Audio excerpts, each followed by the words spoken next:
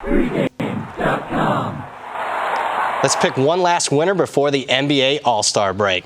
This is Brad Powers in the Pregame.com studios just off the Vegas Strip. We're talking NBA action on Thursday night. We got the Boston Celtics at the Chicago Bulls. And Fez, who do you like in this matchup and why? I'm on the Bullies at Pick'em, final game before the break. It's all about Boston being tired, 6 games in their final 8 nights.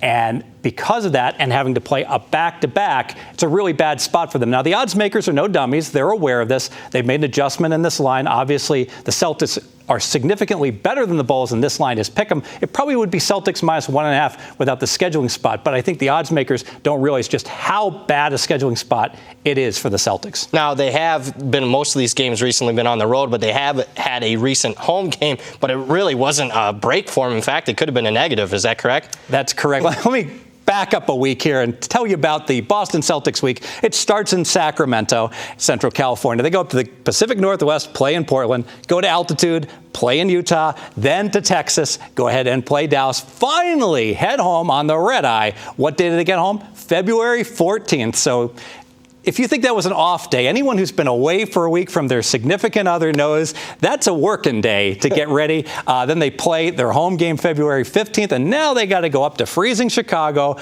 the very next night when every other team in the NBA, but 4 of them, are off on vacation. All right, it's been a hot topic, been brought back up in recent weeks, been a kind of a trend that's been coming more and more prominent in the last couple of years. With so many games in a short window, so many road games, is there a chance Boston's going to rest some players in this one? Pop revolution that strategy, right? It's always a possibility. So we got a free roll here that Boston could sit some key guys.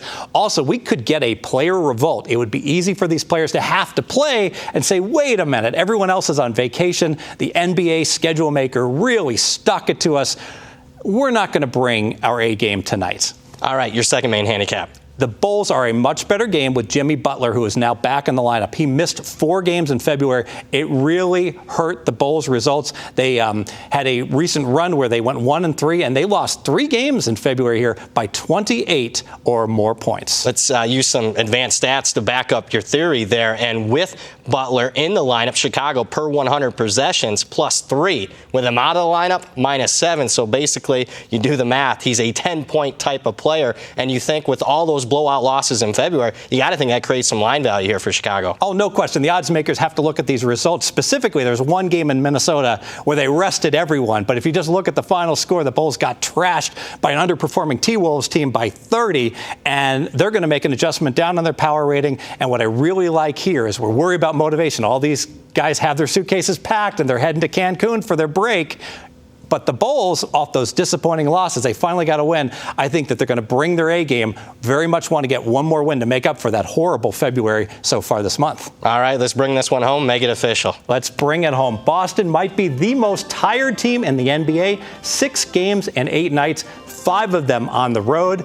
Bulls with Jimmy Butler, a much better team.